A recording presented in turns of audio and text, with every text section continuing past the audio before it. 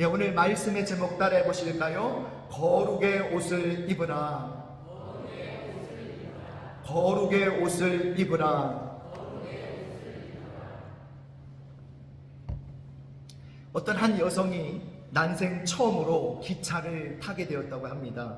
그녀는 기차에 올랐지만 자기 자리를 찾는데 꽤 많은 시간을 허비했습니다. 이제 겨우 자기 자리를 찾아서 앉았는데, 자, 왠지 처음 타는 기차인지라 답답한 거예요. 그래서 그녀는 창문을 좀 열려고 하다가 조금 연다는 게 많이 열었어요. 그래서 또 다시 닫는데 조금 닫는다는 게 또 너무 많이 닫았어요. 그래서 그걸 열었다 닫았다 열었다 닫았다 하면서 균형을 맞추느라고 신경을 썼습니다. 그리고는 햇볕을 가리도록 커튼을 조정을 했습니다. 그런 뒤에 신발을 벗고 좌석 위로 올라가서 자기 가방을 들어서 선반 위에 올려놓았습니다. 그리고 이번 여행을 하려고 모자를 하나 새로 샀는데, 이 모자를 이제 어디에 놓을까 고민을 하기 시작해요. 선반 위에 올려놓으면 누가 가져갈 것만 같고, 아니면 어디다가 걸어놓으면 찢어질 것 같고, 무릎에 올려놓자니 흘러내려서 발에 밟힐 것 같고, 그래서 여기저기 어디다 놓을까 고민 끝에 결국은 무릎 위에 올려놓기로 결심을 했습니다. 자, 그리고 이제 가방에서 빗과 거울을 꺼내가지고 흐트러진 머리카락을 단정하게 빗고 있는데, 그때 그러면서 이제 다 준비가 끝났으니 잠 좀 자야겠다라고 하고 있는데, 갑자기 안내 방송이 흘러나오는 거예요. 승객 여러분, 이미 기차는 목적지에 도착을 했습니다. 짐을 가지시고 이제 순서대로 내리시기 바랍니다. 이분이 너무 당황해서 속으로 이렇게 한마디를 했답니다. 이렇게 빨리 올 줄 알았으면 쓸데없이 수선 떨지 말걸. 어찌 보면 이것이 바로 우리 인생입니다. 인생은 총알같이 빠르다고 말하죠. 세월은 붙잡아둘 수 없습니다. 이 한 번뿐인 소중한 세월을 보내는데 우리가 탐욕의 노예가 되고 죄악으로 인생을 낭비한다면 얼마나 안타까운 일이겠습니까? 우리에게 주어진 이 땅에서의 한 번의 기회를 정말 소중하게 보낼 수만 있다면 그것처럼 귀한 게 어디 있겠습니까? 그래서 사도 베드로는 베드로전서 2장 11절에서 이 땅에서 거류민과 나그네로 지낼 때에 영혼을 거스르는 육체의 정욕을 제어하라라고 우리에게 권면하고 있습니다. 이 땅에서 거룩한 자가 되어야 된다라고 우리에게 당부하고 있는 거죠. 우리가 장차 인생을 끝내고 언젠가 주님 앞에 섰을 때에 주님은 우리에게 무엇을 물어보실까요? 얼마나 많은 업적을 세웠느냐, 얼마나 화려한 인생을 살았느냐, 이건 묻지 않으십니다. 하나님은 단 한 가지, 너희가 진정 이 땅에서 거룩한 삶을 살았느냐 하는 것을 물으실 것입니다. 우리는 오늘 말씀을 통해 거룩한 삶을 살았던 한 인물을 묵상해 보려고 합니다. 자, 그 사람이 누구예요? 요셉이라는 사람이에요. 이 요셉은요, 노예라는 인생의 밑바닥 자리까지 내려갔지만 그 누구보다도 하나님 앞에서 성결한 삶을 살려고 몸부림치며 애썼던 사람입니다. 이미 여러분도 잘 아실 거예요. 형들에게 미움을 받아서 그의 몸에서 채색옷이 벗겨지고 그는 노예로 팔려갔는데 애굽의 시위대장이었던 보디발의 집에 들어가게 됐죠. 열심히 일해서 그는 시위대장의 눈에 들고 그 집에 가정총무로 세워지게 됩니다. 그래서 그에게는 아름다운 가정총무의 옷이 입혀지게 되고 그 집의 모든 소유를 위탁받은 그런 권한까지 위임받게 되었습니다. 그런데 문제가 하나 생기게 되었어요. 이 보디발의 부인이 용모가 빼어난 요셉을 보고 역모하는 마음을 갖게 되었던 것입니다. 심지어 자신과 동침하자고 요셉에게 날마다 속삭이기 시작합니다. 요셉은 번번이 거절했지만 이 여인의 요청은 끈질기고도 지루했습니다. 어느 날 요셉이 안채의 볼일을 보러 들어갔는데 마침 집에는 이 안주인 외에는 아무도 없었습니다. 그때 이 안주인이 요셉의 겉옷을 붙들고 놓아주지 않으면서 오늘 나와 동침하자고 유혹하기 시작하는 거예요. 요셉은 뿌리쳤지만 여인은 끝끝내 놓지를 않습니다. 그러는 신랑이 속에서 요셉의 겉옷은 벗겨지게 되고 요셉은 그 옷을 버려두고 그 자리에서 뛰쳐나오게 되었습니다. 자, 오늘 우리는 이 본문 말씀을 보면서 여러분 요셉이 아주 중대한 실수를 범한 것을 발견할 수 있습니다. 여러분 요셉이 범한 실수가 뭘까요? 어떤 실수를 범했죠? 그렇죠. 적어도 요셉은 그 자신의 겉옷을 그 자리에 버려두고 나오면 안 되었습니다. 그 옷은 반드시 가지고 나왔어야 하죠. 그런데도 요셉은 결정적으로 그 옷을 여인의 손에 버려두고 나왔다는 사실이에요. 왜냐하면 그것은 얼마든지 요셉에게 누명을 씌울 수 있는 결정적인 증거물이 될 수 있기 때문입니다. 물론 우리는 그 다음 일어날 일을 잘 알죠. 요셉을 그토록 연모했던 여인이 이제는 증오의 눈빛으로 그 하인놈이, 그 종놈이 나를 겁탈하려 했다고 요셉에게 누명을 씌우지 않습니까? 이 누명에 반박할 증거는 없고 오히려 자신에게 불리한 증거만 남게 된 것입니다. 법정에서 100마디 말보다도 결정적인 증거물 하나가 더 효력이 있기 때문에 요셉은 적어도 그 옷만은 가지고 나왔어야만 했습니다. 더군다나 가정총무의 옷은 어떤 옷입니까? 그가 정말 뼈 빠지게 고생한 대가로 인정받아서 얻게 된 선물이 아닙니까? 여러분, 그 시대의 옷이라는 것은 뭡니까? 신분을 나타내는 것이죠. 그래서 요셉이 아버지의 사랑을 독차지했을 때 다른 형제들은 못 입었던 채색 옷을 이 요셉은 입었습니다. 요즘으로 따지면 색동옷, 비단옷이 바로 채색 옷이죠. 형들과는 구별되는 옷이었습니다. 더구나 많은 노예들 가운데 그가 이 가정총무 자리까지 올라갔다면 그 옷은 분명히 달랐을 것입니다. 모두가 부러워하는 옷, 선망의 대상이 되는 옷이었겠죠. 아마 그 집에 있는 많은 노예들은 나는 언제 저런 옷을 입어보나, 나도 요새처럼 가정총무가 되면 너무 좋을 텐데 라고 하면서 모두가 부러워했던 옷이었습니다. 그 옷은 바로 권력의 상징이요 명예의 상징인 옷이었습니다. 어떤 분들은 평생 소원이 40평짜리 아파트 하나 있으면 좋겠다라고 말씀들 하시는데, 그런데 그 옷을 거기에 두고 나왔다는 것은 정말 너무너무 좋은 아파트 한 채를 날려버린 것과 똑같은 거예요. 요즘 신의 직장으로 불리는 공기업이 있죠. 똑같은 대학 졸업자이지만 봉급이 다른 회사에 비해서 월등하게 높고 신분이 안정된 공기업을 신의 기업이다, 직장이다 라고 말들을 합니다. 이 신의 직장, 바로 그런 직장을 포기하는 것과 같은 거예요.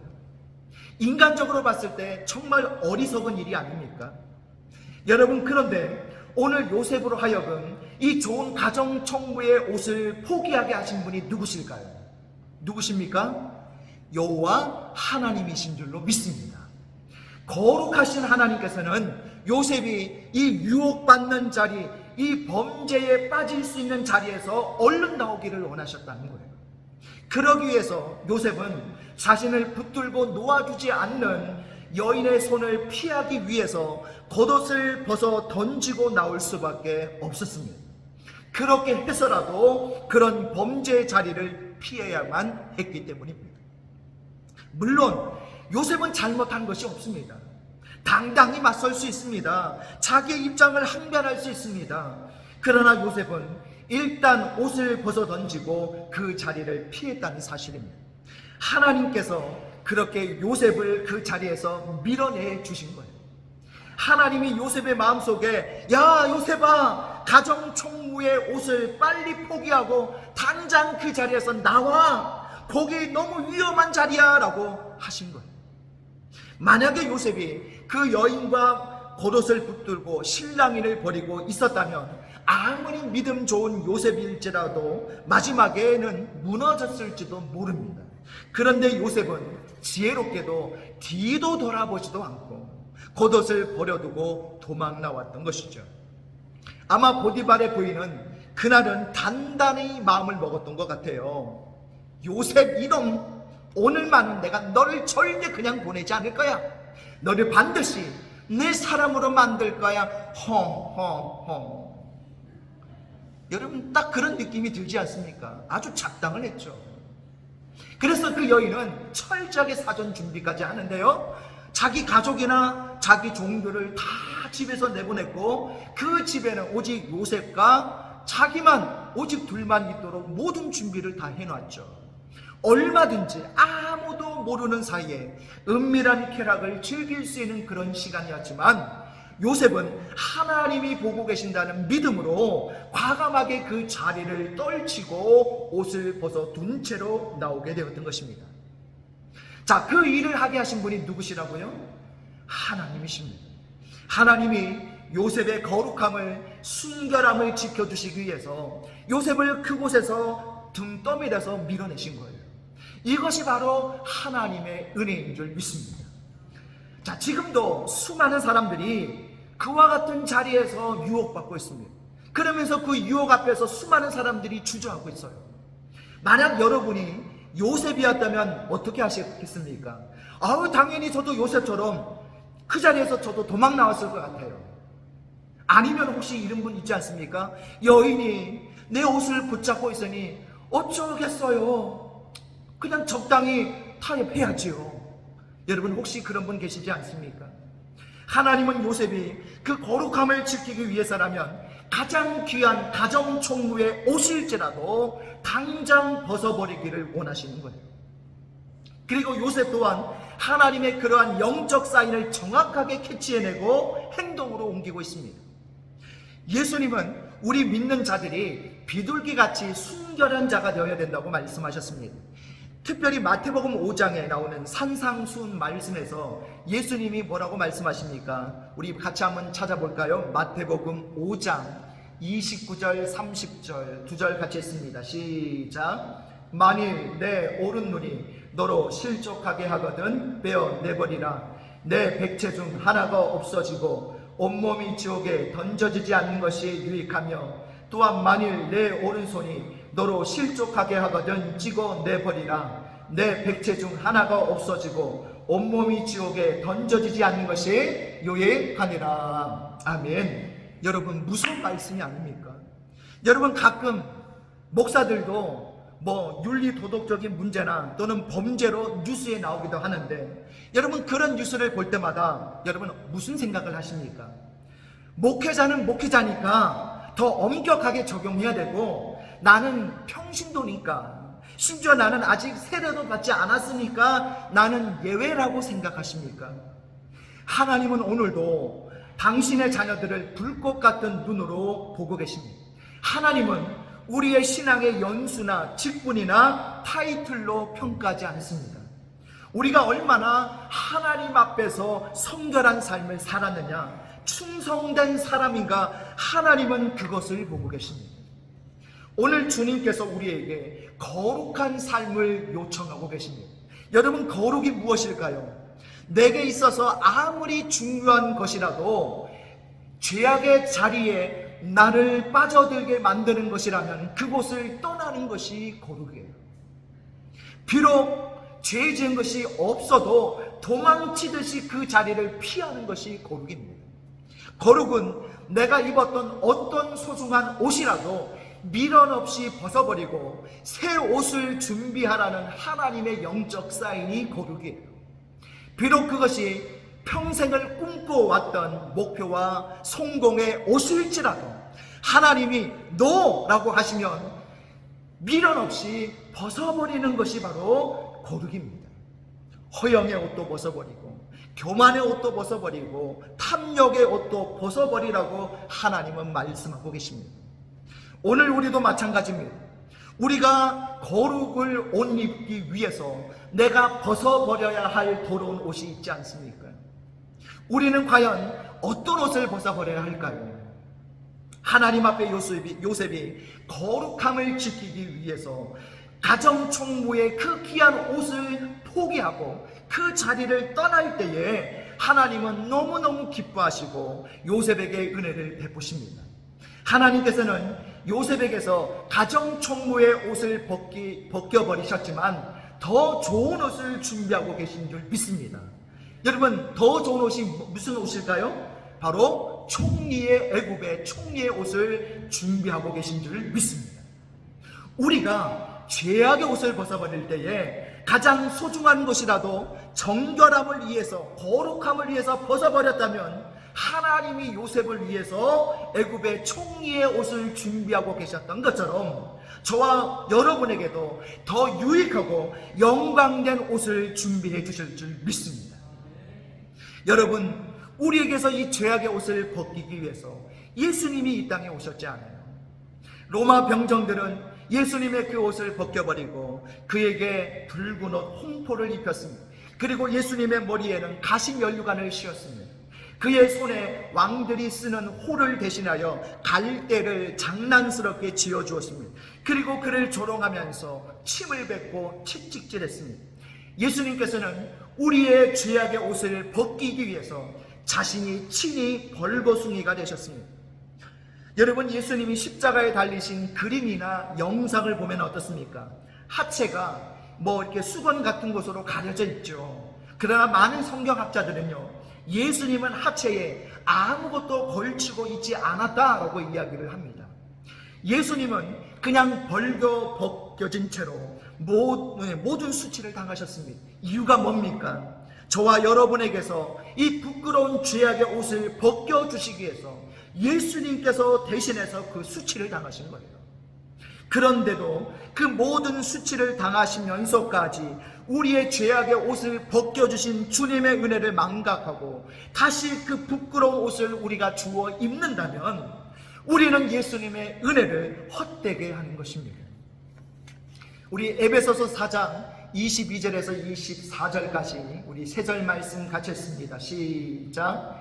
너희는 유혹의 욕심을 따라 썩어져가는 구습을 따르는 옛사람을 벗어버리고 오직 너희의 심령이 새롭게 되어 하나님을 따라 의와 진리의 거룩함으로 지으심을 받은 새 사람을 입으라. 아멘. 그렇습니다. 하나님의 백성인 우리는 죄악으로 썩어져 가던 옛사람의 옷을 벗어버리고 하나님을 따라 의와 진리의 거룩한 새 옷으로 갈아입어야 할 줄로 믿습니다. 주님이 나를 통해서 나를 위해서 벌거벗은 모습으로 수많은 사람 앞에서 수치를 당하셨는데 우리는 언제까지 옛사람의 옷을 다시 입는 일을 반복할 수 있겠습니까? 우리로 하여금 범죄하게 하는 자리라면 거기에서 도망 나와야 하지 않을까요? 그것이 어떤 소중한 것이라도 주님의 은혜를 헛되게 하는 자리라면 내려놓아야 하지 않을까요? 과거 공권력에 있었던 어떤 크리스찬의 이야기입니다. 그는 이 권력의 중심부에 있었기 때문에 때로는 잘못된 명령을 상관으로부터 받을 때에 그것을 행해야만 했고 또 자기 부하에게 그 명령을 전달해야 했습니다. 그런데 그 일을 행하면서 그는 양심의 거리낌과 하나님 앞에 부끄러움을 느낄 때가 많았던 거죠. 그래서 갈등합니다. 고민합니다. 기도합니다. 그러다가 그는 이제부터 내가 거룩하게 살겠다고 다짐하고 모두가 부러워하는 그 직장에 사표를 내고 나오게 돼요. 자, 그리고 그 후에 그는 그의 정직함과 청렴함이 인정받아서 사회에서 정말 존경받는 인물로 살아가고 있습니다. 그런데 그의 동료 한 사람은 그 직장에 그냥 남기로 했습니다. 한동안 그는 정말 승승장구하는 것 같았습니다. 거치는 것이 없었습니다. 그러나 오래 가지 못했습니다. 정권이 바뀌고 나서 지나간 정권에 대한 심판이 행해질 때에 그 모든 치부가 드러나는데 그 중심에 바로 그 친구가 있었던 거죠. 그는 조사를 받게 되고 재판을 받고 그리고 오랜 감옥 생활을 해야만 했습니다.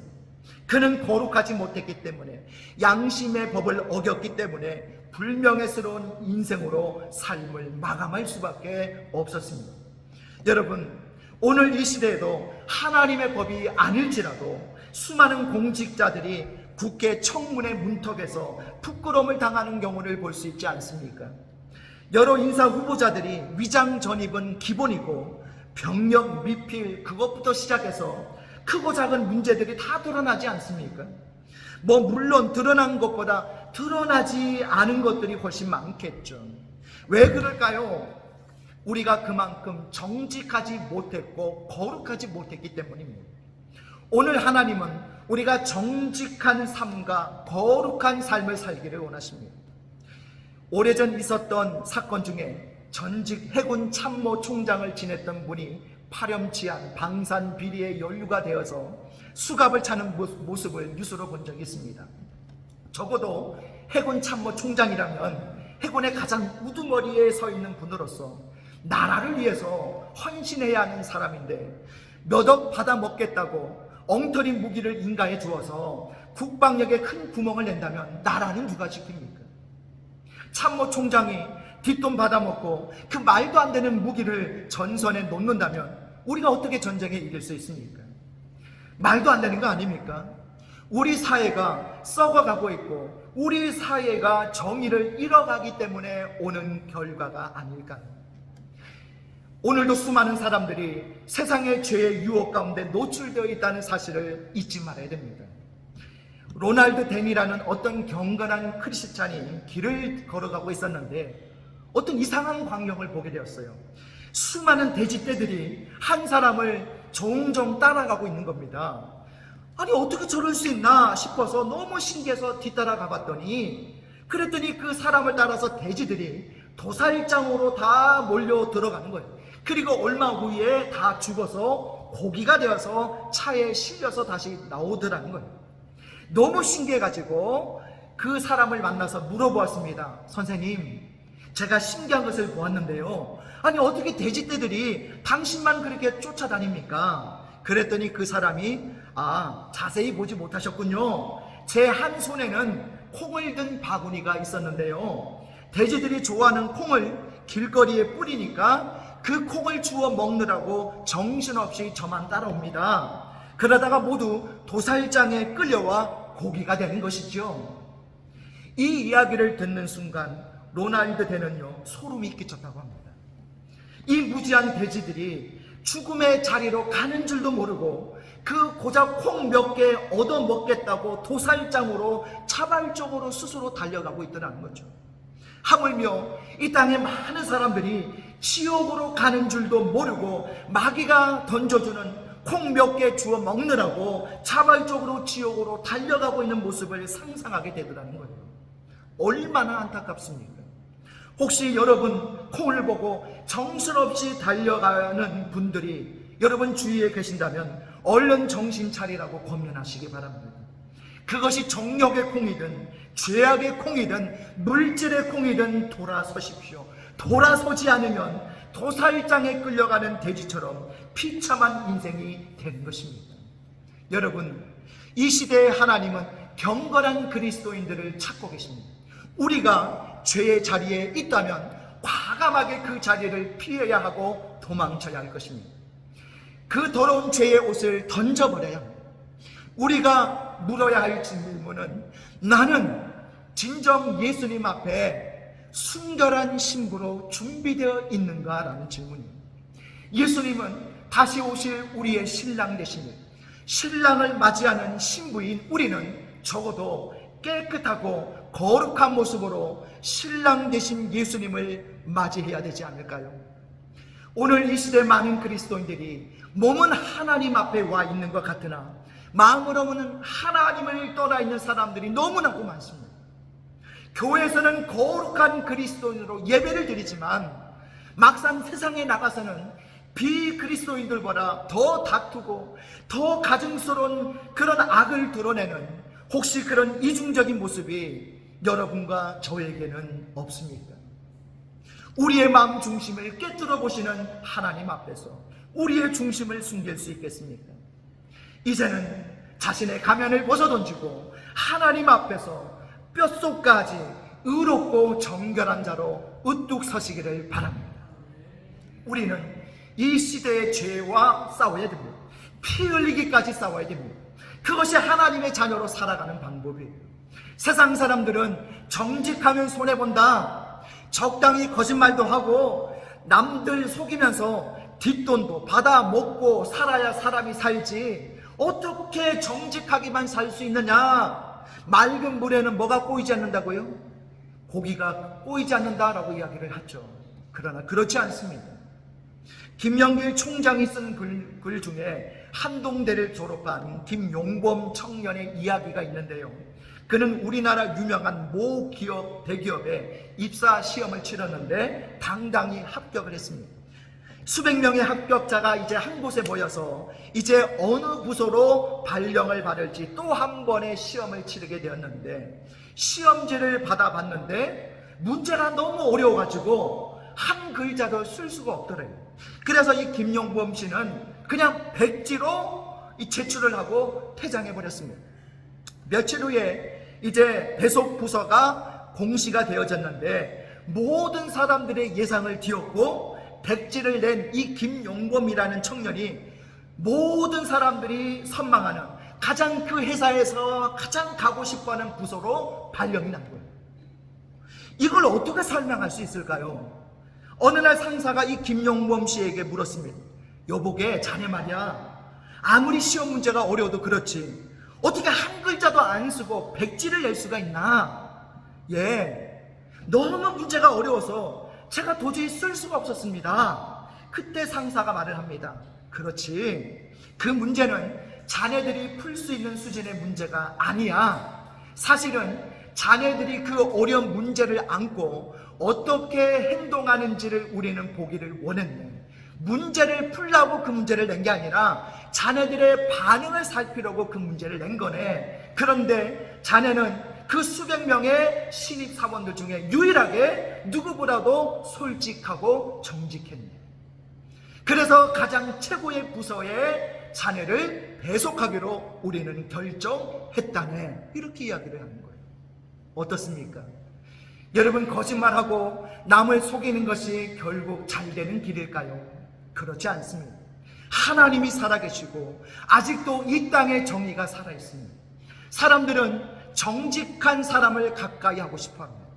내 옆에 믿을 수 있는 사람, 신뢰할 수 있는 사람을 두고 싶어 하지 않겠습니까? 성 어거스틴의 아버지에 대한 유명한 이야기가 있습니다. 성 어거스틴의 아버지는 매우 정직하고 성실한 사람이었는데요, 그 당시 도둑들이 많았기 때문에 이 어거스틴의 아버지가 여행을 할 때에 아내인 모니카가 그의 주머니에다가 이제 돈을 넣어주면서 혹시 도둑 맞을지 모르니까 은전 몇 개는 다른 곳에 잘 감춰 두었으니까 필요할 때 비상용으로 쓰라고 이야기를 해주었습니다.